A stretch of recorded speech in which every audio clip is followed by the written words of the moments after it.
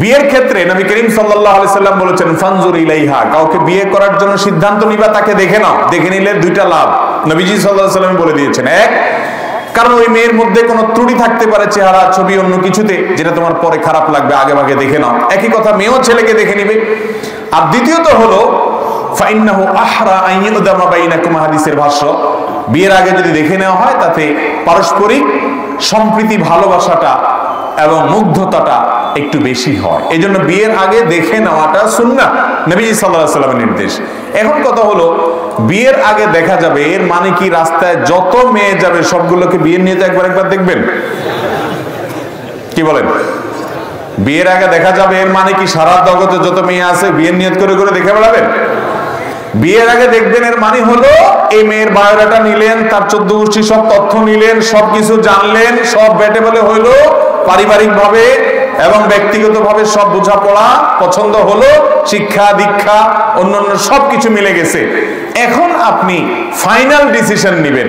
তো ফাইনাল ডিসিশনের আগে আপনার মা যাবে, আপনার বোন যাবে, মহিলারা যাবে, তারা দেখে দেখে পছন্দ করছে। এখন শুধুমাত্র আপনার চয়েস হলে ফাইনাল হয়ে যায়, তো শেষ মুহূর্তে যে আপনি দেখবেন, এটা হলো সুন্নাত। এখন এমনও হতে পারে যে সব হয়ে গেছে, এখন আপনি দেখতে গেছেন, দেখার পর আপনার চয়েস হলো না, তাহলে কোনো অসুবিধা নাই, আপনি আরেক জায়গায় আরেক মেয়ে দেখতে পারবেন। কিন্তু অনেক ছেলে আছে প্রবাস থেকে যখন বিশেষ করে আসে, দেশেও অনেকে আছে এরকম যে সারা দেশের সারা এলাকার মেয়ে আর একটাও বাদ রাখেনি, সারা দিন শুধু ঘুরে বেড়ায়, 500 টাকার নোট একটা একটা করে ঝুলায়া এর 500 ধরায় দেখে, ওই বাড়িতে আরেক মেয়ে দেখে 500 ধরায়া ওই বাড়িতে। এরকম বদভ্যাস আছে না নাই অনেকে? একটা মেয়েকে দেখে যখন আপনি চলে যান, সামাজিকভাবে এই মেয়ের পরিবারের মনটা ছোট হয় না? অতএব আপনি আগে অন্য সব দেখেন, ডিসিশন নেন, বোঝাপড়া করেন, এরপরে ফাইনাল ডিসিশনে যে মেয়েকে দেখেন। হুটহাট করে মেয়ে দেখলেন যেখানে সেখানে, এবং এক মেয়েকে 5 বার 7 বার 5 জন 7 জন দেখে যায়, তখন মানুষ মনে করে যে মেয়েটা ত্রুটি আছে, কেন সবাই বিয়ে করছে না। আমাদের দেশে মেয়েদেরকে আমরা নানাভাবে কোণঠাসা করে রাখছি। এই যে মেয়ে দেখতে যায়, এই ক্ষেত্রে আবার আরেক অনাচার, যে মেয়ে দেখতে যায় মিছিল সহকারে, একা যায় না, কি নিয়ে যায়? মিছিল নিয়ে যায়, নির্লজ্জের মতো।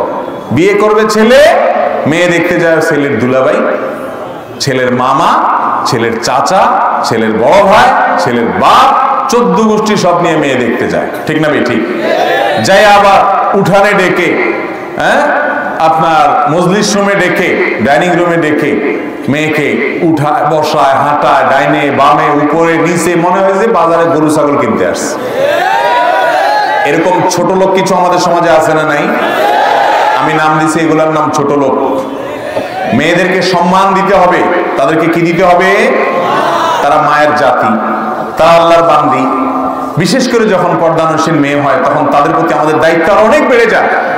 অনেক মেয়েরা আমাদের কাছে আত্মনাদ করে চিঠি লেখেন, প্রশ্ন পাঠান, ভাই আমরা পর্দার মধ্যে থাকতে চাই, আমাদের বাপ মা আমাদেরকে যারা বিয়ে করতে আছে তাদের মধ্যে দিন নাই, তারা বুঝে না যে একটা মেয়েকে একটা ছেলে বিয়ে করবে, সেই দেখবে, ওই ফ্যামিলির মেয়েরা দেখতে পারে, ওই ফ্যামিলির ছেলেরা তাকে দেখতে পারে না। হ্যাঁ, বিয়ে হয়ে গেলে তখন ছেলের বাবা দেখবে, যাদের সাথে দেখা দেওয়া জায়েজ মাহরাম তারা দেখবেন, শ্বশুর দেখবেন, কিন্তু সেটা বিয়ের পরে। বিয়ের আগে শুধু ছেলে দেখবে ছেলের পক্ষের, আর ছেলের পক্ষের মেয়েরা দেখবে। কিন্তু আমাদের দেশে দেখা যায় বিয়ে করবে ছেলে, চয়েস করতে আসে ছেলের দুলাভাই। দুলাভাইয়ের এখানে ব্যাপারটা কি আমাকে বলেন, কি বলেন? দুলাভাইয়ের কোনো ইস্যু আছে? এগুলা নির্লজ্জতা, এগুলা বেহায়াপনা। অনেক বেহায়া দুলাভাই আছে, তারা যদি ডাকা না হয় তো বলে যে বিয়েতে আমি আর নাই, আছে না নেই?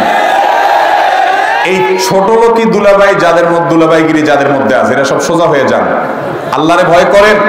আরেকজনের বউ আপনি দেখতে যাবেন কেন? আপনার মতো বেহায়া আরেকজন আছে আল্লাহর জমিনে? ভাইরা আমার, মেয়েদেরকে দেখতে গিয়ে বাজারে গরুর মতো, ছাগলের মতো করে অপমান করা, সবাই মিলে মিছিল দিয়ে দেখা, এগুলো নাজায়েজ কাজ, এগুলো করবেন না, বেশরিয়াতি কাজ, হারাম। সুন্দরভাবে, সম্মানজনকভাবে দেখবেন, ফাইনাল ডিসিশনে দেখবেন। অতএব দেখা কি আছে? জায়েজ আছে, এটা ছেলেও দেখবে, মেয়েও দেখবে।